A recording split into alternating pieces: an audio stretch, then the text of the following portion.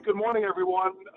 Today's At Home with Adam will actually be in the car with Adam because I'm driving out to another state to deal with a family emergency. So unfortunately, I can't be with you in video, but I'm still happy to be with my good friend Amanda Jordan. Amanda, how are you today? Good, Adam. How are you? Doing all right. It's a beautiful day for a drive and not very many people out on the road, so I'm trying to find the positives in all of this. What's your week been like? Not much. Just definitely a lot of walks. That's kind of the biggest thing I feel like I've been doing, just to keep myself busy. But on all, schoolwork and stuff too. So it's been good. What's the reaction of you and your peers about the July 4th parade being canceled? I think it wasn't very much of a surprise. Definitely. I don't think a lot of us had a ton of hope that graduation would end up being in July, but I think we're just really hoping for that August 1st date. And I think we're just keeping a positive mindset. That's great. Yeah, we are working hard on that August 1st date and hoping we can find something that resembles something like a normal graduation as much as possible. I know how important that is to you guys, and I've heard you guys tell that to me on a repeated basis, and I'm hearing it. We're on it. We're gonna make it happen somehow. Thank you so much for that. So today we have a very special show. There's some new administration in the district for next year, and we have the new Mont Vernon principal and the new Souhegan principal coming on today. So first off, we have the new Mont Vernon Village School principal. Her name is Kim Sarff, and she's here today. Hi, Kimberly. Hi, Amanda. How are you? I'm good. How are you? Great, thanks. So Um, excited to be here. Thank you.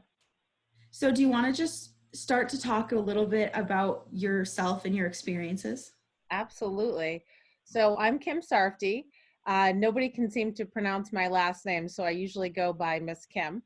My last name, by the way, is pronounced Sarff. So I am a mom to 4 kids. I have a almost 22-year-old, an 18-year-old. I have a 15-year-old and a 12-year-old, and they are definitely my greatest accomplishments. I come from Haverhill, Mass, and I also live up at Newfound Lake in Bristol, New Hampshire.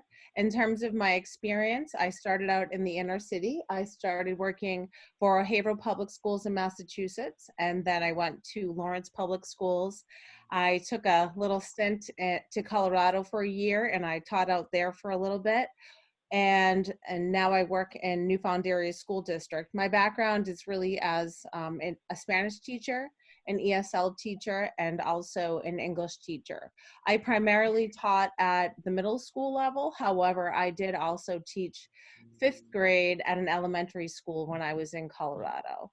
And now I work as a K-12 curriculum coordinator for Newfound Area School District. So I have experience at all different grade levels. What drew you to Mont Vernon Village School?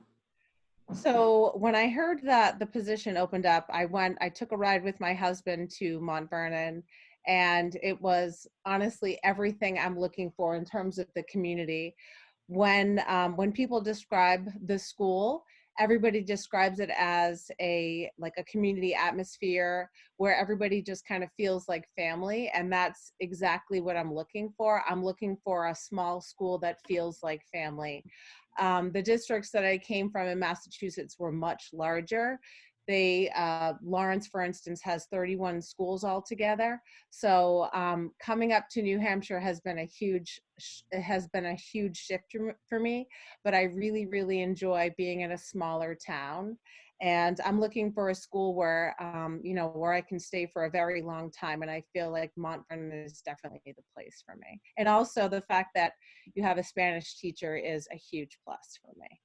What are some of the goals that you have for Mont Vernon? Yeah, so well, speaking of Spanish, I'm a huge proponent of bilingualism, and yeah, so I would love to be able to I would love to be able to, even just like for morning announcements, and they might actually do this, be able to have like a Spanish word of the day or an Italian word of the day, just to give kids exposure to other languages and other cultures. I definitely want to, especially after this pandemic that we're going through, and the fact that everybody's been remote learning, I definitely want to be able to prioritize the social emotional needs of all students. I know for my own kids, it's going to be hard to make the transition back to school and resuming just our normal everyday schedule. And I think it'll be like that for a lot of students, and probably a lot of parents and teachers as well. So that'll definitely be a priority for me. And I'm sure for the entire staff, to make sure that everybody's needs are met. Um, Also, I would definitely say that another goal is to be able to cultivate teacher leaders and make sure that we capitalize on the individual strengths of teachers, because teachers are the ones who are the experts and they're on the front lines. So I certainly want to be able to capitalize on that. And then, obviously we want the school to continue being an instructional leader. And I definitely think that just making sure that we have happy, healthy, successful students who are civic minded is the ultimate goal. That's fantastic. I mean, like, I always wished that I was exposed to different languages and stuff at a younger age. And so I think that that's something that's so beneficial. And, like, it's really awesome to hear that you want to incorporate that. Thank you. How is Mont Vernon Village School different from other places you worked? You talked a little bit about this. Yeah, so it is. It's not dissimilar from Newfound. We actually have a village school here in our district. We have 4 elementary schools here, and we have a little village school, and it reminds me so much of Mont Vernon. However, in terms of the bulk of my experience coming from the inner city, it's extremely different. Well, first of all, I'm used to in the inner city speaking Spanish all day long, so that'll certainly be a shift for me. um, and it has been being in New Hampshire. Also, just having a smaller school it's a lot different. In Lawrence, the smallest school that I worked at had 600 students, and I thought that was a tiny school. So being in a smaller school is definitely a shift. But something I'm so looking forward to, because obviously I'll be able to know every single student, every single parent, and just be a lot closer and be able to contribute to that whole family atmosphere. What are some of your hopes for the 2021 school year? Well, I really hope that we can resume some sense of normalcy, whatever that is. I would love to have kids in the building and teachers in the building and be able to see all of their smiling faces. That's definitely something I'm looking for. Definitely want to make sure that if there is any unfinished learning or there are any gaps, just based on the fact that we've been remote learning, want to make sure that we address those right away and be able to kind of move kids so that we can target grade level work and just make sure that they are as successful as possible. Definitely want to make sure that we have a lot of open communication with parents and with community members. Again, that emphasis on being part of a community is something that I'm so looking forward to, something that I do a lot here in Newfound, and I just can't wait to get started. Thank you so much for coming on the show today. We really appreciate the time. Thank you so much for having me, guys. I really appreciate it. Have a great day. Yeah. Bye. Thank you, Kim. Thank you, Kim. Thank you, guys. Amanda, she's going to be awesome. She's going to be a great principal for our school. Sounds fantastic. Yeah. Yeah, she's a passionate person, and I think that's what drew the hiring committee to her, is that she just brings a really strong passion for education and for students, and for making the school a better place for kids. And she's going to be wonderful.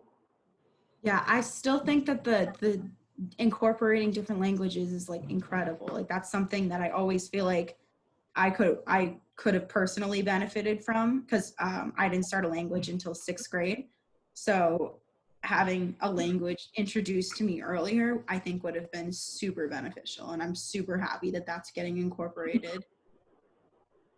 Well, you're right. And actually, Amanda, the brain science actually tells us that the parts of our brains that can learn languages the best starts to lock itself down when we're about 5 or 6 years of age. So in other words, if we don't start language until 6th grade, we're making it really difficult for us to ever become masters of that language. So your instincts are right, Amanda. Yeah, that's a great thing to have, I think, in the elementary school level. So next up, we have the new Souhegan High School principal, Mike Berry. Good morning, folks. How we doing? Good. How are you? I'm well, thanks. Do you want to start by talking a little bit about yourself and your experiences? Yeah, absolutely. So my name's Mike Berry. You can call me Mike or Michael, whatever people prefer. I'm not overly particular. My personal life, I have 2 daughters, Mackenzie and Kennedy. They are 15 and 13. As far as, work, after college, I worked in Nashua for a second at Elm Street Junior High School, and then I relocated to Georgia, and it's where I did a bulk of my work, and I taught AP US History and American Studies and interdisciplinary type courses. Coached soccer and football. It's a big school, really kind of affluent school, about 1,500 kids outside of Atlanta. There's schools on a golf course, so it was a different world coming from New England to there. And so I taught those classes, coached a little bit of soccer and football. Really enjoyed that whole kind of like Southern culture and the students and the community down there. It was a big school, about 1,500 kids, 1,600 kids. So kind of think Friday Night Lights. If you watch that show or those movies, that's kind of Yeah. So it was a different world. But then from there, I wanted to relocate back to New England and wanted to be an administrator. Thought I was, in a good position to do that. And I became the athletic director and assistant principal at White Mountains Regional High School, a small school in Whitefield, New Hampshire. And I did that for a few years, and then I became the principal. And I just finished my 8th year as the principal at White Mountains Regional High School. I live in Franconia. Currently, I'm going to be relocating in the next month or so to southern New Hampshire. And but I've certainly enjoyed my time up in Franconia, like skiing and mountain biking and hiking. It's been a really nice place to live. But absolutely ready to make the shift to southern New Hampshire and Souhegan High School, and looking forward to it. What drew you to Souhegan? Yeah, so I think as I think about that, it's Souhegan. The reputation kind of precedes itself. If I consider myself kind of a Sizer, guy and follower, and a coalition of essential schools. My philosophy kind of aligns with them and has, and we were a school at White Mountains, our coalition school.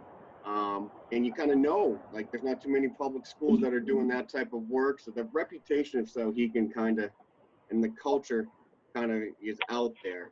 But as I started to learn more about it and to investigate it more and to see if I was an appropriate match and they were an appropriate match for me, what I'm really attracted to is the vision of the district, the mission of the school. I've kind of started the process of talking to some of the faculty and staff members there, and they are as advertised. They are super strong educators. They care a ton about kids. And when I was coming down there, on like the visits and going on the different interviews, I just really enjoyed the kids. I really enjoyed the people, the interview that, we had with the kids at the school that day. I felt really comfortable. Really relaxed. I felt like the kids were really relaxed, and I enjoyed the conversation. So at the end of the day, I think it's a real landing spot. I think, I'm at a point in my career, I'm looking, I've worked really hard and done some really good things, I think, to get the opportunity to come join that faculty and staff and that school community. So that's kind of what drew me. 2 things. First of all, you mentioned that you started having some conversations with faculty. Actually, I think you've had over 50 conversations already with folks Yeah. on your own time, trying to get prepared, which I think is a remarkable feat. That's really getting you acclimated to the school. But when you mentioned you're a Sizer guy, I know you're referring to Ted Sizer and a lot of his philosophical belief systems. But for the purpose, to the benefit of our audience, can you talk through some of those philosophies and which of those resonate with you the most? Yeah, you know, there's a couple things that when I think of Ted Sizer that, you know, kind of jump out at me. And I think, you know, when they view educators as generalists, that they teach kids and not, you know, necessarily disciplines or subjects, that, hey, if you create, you know, educational environments within your school and within your classroom where you establish positive relationships with kids and you get them to want to be in your classroom and be in your school, that's the most important thing. Then real learning and real acquisition of knowledge and skills can take place. Another part that really resonates with me is this idea that, you know, less is more. You know, in a world where, you know, in public education and you're being asked to do more, I think kind of simplifying it and finding out what the most important things are for your school and your community and your faculty value and your students value. There's some real benefit from taking that mantra pretty seriously. And the other piece about Ted Sizer and the coalition, that you're constantly looking to improve your school. I think that's the obligation of school leaders, is to be progressive and look for ways to improve the educational experience for the students, the faculty, and the families and the community members. So when I say Sizer guy and coalition, those are the things that kind of jump out at me, Adam. Thank you, Mike. I think it's important for our students, our staff, our community to know those beliefs, because you and I overlap on those, and it's one of the reasons I think this is such a great partnership. Is we've got a vision for things, and we want Souhegan to be not just a good school, but a great school, and not just a great school, but the greatest school. And to get there means constant reflection, constantly thinking of the best ways to create good students that are our finished work product. And I think it's important that you were able to share some of those things here. So Amanda, jump back in. I'm sorry I hijacked your conversation. Oh no, it's all good. That was awesome. I think that those philosophies are really great, and I'm glad we got to share them.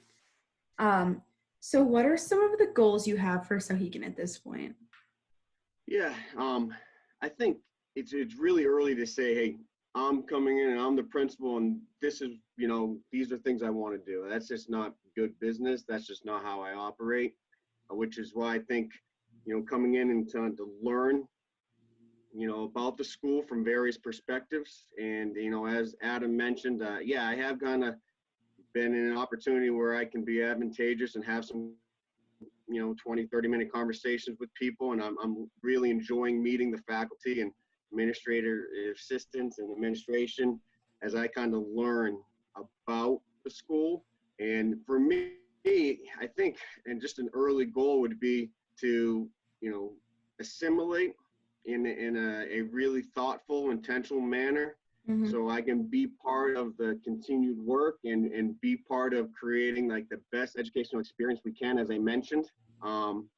The culture at Souhegan is definitely something that I am looking forward to immersing myself in. So that's more of like a goal for me as I come into Souhegan, is to be part of that, to maybe add, to contribute to it in the role of the principal, and to kind of learn as much as I can about the school so I can have, you know, intelligent, thoughtful conversations about the direction of it. How is Souhegan the same or different than other schools you've worked at in the past? Yeah, I think, with Northgate, it was a bigger school, as I mentioned, and it was like in an affluent community, and it was probably like 70% Caucasian, 20% African American, 10% Hispanic, if I think about it, back there. So it was a little more diverse. As I said, I had a little niche, I had a little lane, pretty much taught juniors, and AP US History or American Studies. And I think there was definitely kind of an academic and co-curricular athletic similarities between the school, the same type of students and how they want to operate and their goals and how they use the building. As I think about Souhegan and Northgate, White Mountains is rural. It's smaller. It's in northern New Hampshire. It's considered one of the largest schools above Plymouth, and but it only has 400 kids roughly, and so it's a rural area, and so we're a CT school, so we put a good bit of emphasis on personalized pathways towards graduation and ELOs and internships and finishing completed programs, but at the same time, our philosophies, being a coalition school, are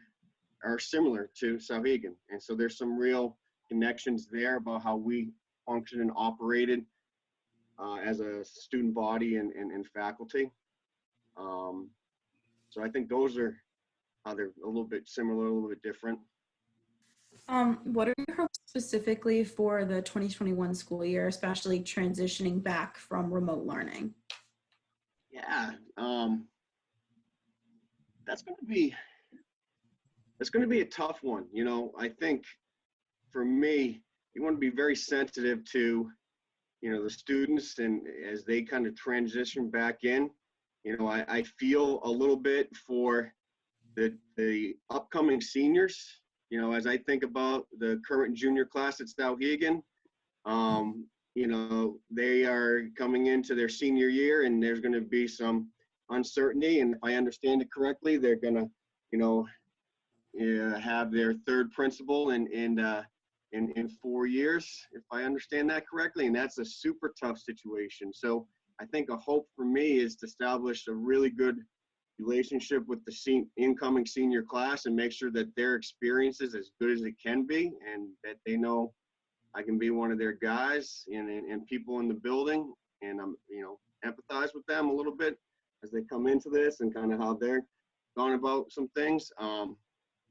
As I mentioned earlier, I do want to be really respectful of the traditions and the values of the district and the school, and kind of learn about those, and try to assimilate myself into that culture. I think you'll find me, I want to be present and visible and positive. And at the end of the day, I was telling people, I like going to work. I like going to school. I enjoyed it when I went to high school, and I've enjoyed, my career as an educator. So I think my hope is to be able to continue that and be around people, which I think is going to be the case, that enjoy going to school with each other and working with each other.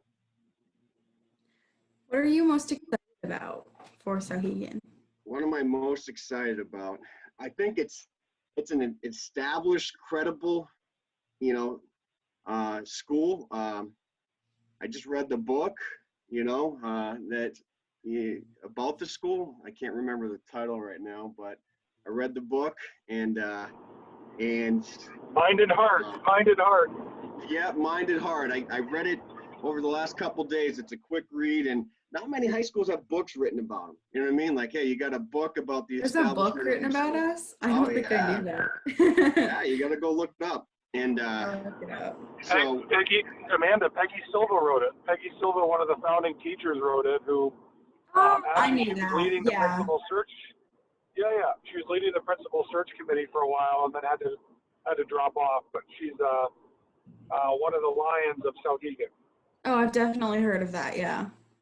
yeah, that's exciting. And like, as I talk to people, they really like being at Souhegan. Kids really enjoy being at Souhegan. The faculty enjoys working at Souhegan, and that's something that's really exciting for me. I think I want to work in, and I'm going to enjoy working in an environment where people are like they're smart and hardworking, but they're also like willing to like kind of grind it out and like make a ton of sacrifices so kids have good experiences. Like that is apparent at Souhegan, and that's super appealing, you know. And then, Mhm. you know, all the kids I've met, I've really enjoyed meeting all the kids. So, you know, I can't wait to meet more of them and see them in the hallways and see them in different settings there at the school. So yeah, those are things that I'm excited for, and I hope we get to do that, you know, as you know, in much of a traditional way that we have in the past. How do you think your administration style will assimilate into a unique environment like Souhegan? Yeah, I know you guys like think you're unique, and you are a unique school, but I don't think you're that unique for me. I need to put that out there. Like, I think I'm a really good match, you know, for how I've operated as a school leader and an educator. But yeah, Souhegan is unique. There's no doubt. You have, you know, your traditions. You have a lot of student voice, and you have the structures that make sure that, you know, is sustainable and authentic, which I can't wait to kind of observe and witness, like community council, and see how that operates, and then, you know, see kind of how the democratic process works in the school. I think my style will fit towards that. I think people will find me pretty energetic, pretty interested in what I'm doing, pretty thoughtful. Yeah, try to be really kind of really consistent in like in how I interact with people. I try to be as like even, you know, pretty consistent. What you see is what you get. And then I think, you know, people are gonna, you know, see me take the role pretty seriously, because I think that's what it warrants. I think that people deserve to have someone who's trying to do right by, you know, the students and the faculty there to you know, continue to have a good school. And so as I think about Souhegan and myself, that's kind of where I go. Have you talked to Chris Brooks about Ethics Forum yet? I have not. I don't think I've got to that name yet. And it's been very random on how I've selected people I've talked to, but I plan to. Okay, well, I think once you talk to Chris about Ethics Forum, that's definitely something that you're gonna want to hear more about in the school. That's been my experience at Souhegan. So yeah, I'm gonna write that down. I might have to like dial him up sooner than later. oh, he's like the best person to talk to. Well, thank you. Yeah, of course. That's just my favorite experience at the school, doing Ethics Forum. So I think that that's something that's really valuable. What makes it your you know, favorite experience? I think just the environment that Chris and Kelly Braley's the other Ethics Forum, kind of present, that it's like completely student directed. They're more like advisors and rather than like leaders. And I think that that's and we put on a lot of, like, we put on Hope for Gus. We've done dances.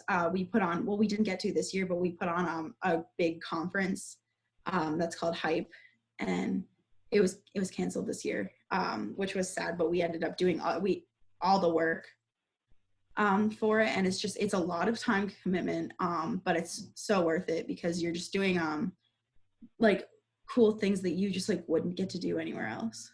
Yeah. Cool. Well, hey, appreciate that. Yeah, of course. I have talked to Kelly. I haven't gotten to Chris yet, though. Thank you so much for coming on today. Yeah, Really no problem. No taking problem. the time. You guys take care, huh? Thanks for having me. Enjoyed it. Thank you, Mike. Something else about Mike. Amanda, the Commissioner of Education, is working on how we reopen schools, and which will hopefully happen in the fall. And he's put together a task force of the best and brightest educators in the state. And Mike is participating and is not only on the task force, but is on the executive board for that task force. So Mike's reputation around the state is of a strong leader who understands education and is forward thinking, and really has his head on straight. So him being selected to that task force is just another feather in his cap, but speaks to his character and his reputation around the state. Yeah, that's awesome. That's a huge honor. It's great. All right, so Amanda, one community highlight this week. The middle school is going to be sending out a survey to rising 6th through 8th grade parents about a new program next year called Launchpad. And Launchpad is the middle school's program that creates an anchoring adult for all of our students, someone that they'll see on a daily basis for 3 years in a row. They'll stay with that same Launchpad person for 3 years of their middle school career. Similar in some ways to the advisory program at Souhegan, but parents at the middle school, take a look out for the AMS newsletter that comes out on Friday. There's going to be a video and then a survey we'd like you to make sure to take. That'll be really important in shaping our launch of Launchpad. Sorry, that was my dog. Your dog agrees. Hey Adam, have you seen Morphia Alton, the video that Morphia Alton put together a few days ago? Oh my goodness. Yeah, that video is ridiculous. I started to watch it and then I was like, nope, I've got to be in a meeting in a few minutes and I can't be teary-eyed for my meeting. So I had to stop and go back and watch it later. That was just another great example of Souhegan students not only innovating but communicating well and being heartfelt. And that was honestly, it was difficult to watch because it just made me miss our students so much, but it was well done. Yes, we'll play that video right now.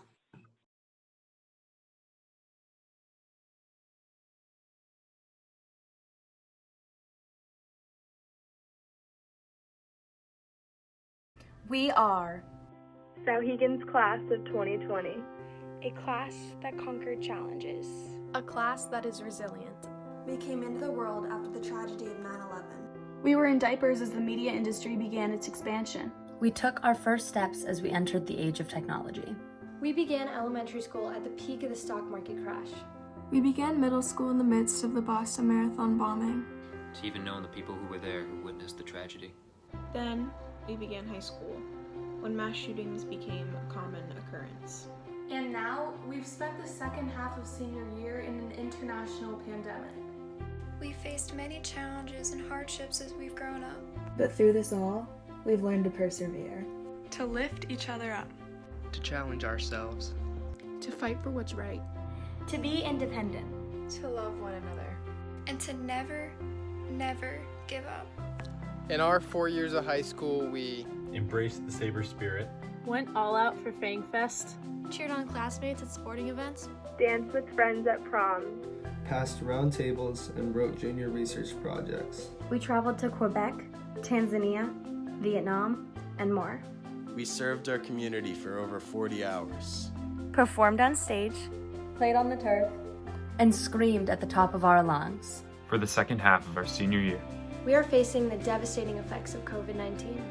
Proms, senior projects, graduations, and senior trips are all the milestones we'd look forward to for years. And now, they're up in the air. The truth is, it's okay to feel upset and lost. It's okay to be upset that we won't see our favorite teachers. It's okay to be sad that we won't get to walk past our friends in the halls. It is okay to be sad that we won't get popcorn from the school store. Or lay on the turf when it gets warm out. Or say hi to Youngie on your way to class. But with all that, we have to remember that the sun will rise and we can try again. Darkness cannot drive out darkness. Only light can do that. We are braver than we think. Smarter than we believe. And stronger than we seem. The power to change things lies in our hands. So we ask of you. Help flatten the curve. Practice social distancing. Wear your masks and gloves. Wash your hands and use sanitizer. Because if we do this, we can be the solution. And honor everyone who has suffered. This is bigger than us. But we are the ones who can spark a movement. We are the future. We will be successful. We will work hard. We will make the world eco-friendly. We will spread positivity. We will enlist social change. We will create and empower. We will inspire. And after all this, we will celebrate. We will graduate. We will hug and smile. We will cry out of happiness. We will grow. We will live in the moment. But for now, we are. And forever will be. Souhegan High School's resilient and strong class of 2020. Sabres, how do you feel? We feel good! Only discipline!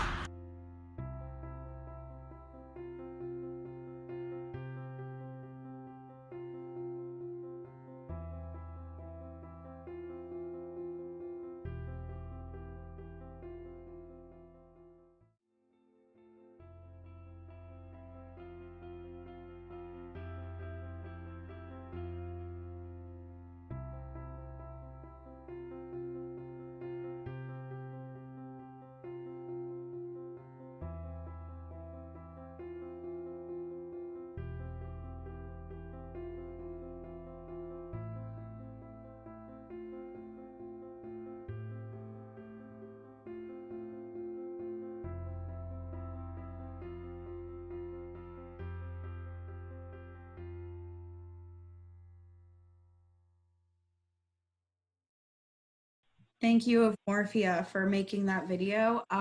It was definitely an honor to be a part of it. And I know how much time and effort went into making sure we could get as many people from the 2020 class into that video. And it was definitely a successful effort. And I think that that video was just the perfect thing that we all kind of needed right now. Absolutely. Well done, Morphia. And our last community highlight for this week, we just want to say a huge congratulations to Kelly Braley and her Latin classes. They participated in an online Latin test and from schools all over New England and Florida, and placed top 3 in both novice, intermediate, and advanced placements. So that's fantastic. That's really a testament to Kelly Braley's class and how Latin is run at Souhegan. So great job. Kelly is awesome. Kelly is awesome. What a great video this week, Amanda. Great job with your interviews for both of our new principals, Kim and Mike, who both are going to be exceptional leaders at our 2 schools. Great job, Amanda. Thank you. I'm so glad that we got to have them on this week, because I think it's really important for students to be able to get to know their new principals even before the school year starts, so that they can really start just jump right into their jobs and make the schools that they're working at better places, which I'm pretty confident that both of them will. Absolutely. They totally will. Thank you everyone for watching this week, and we'll be back next week with more interviews and community highlights. Thanks a lot. Take care.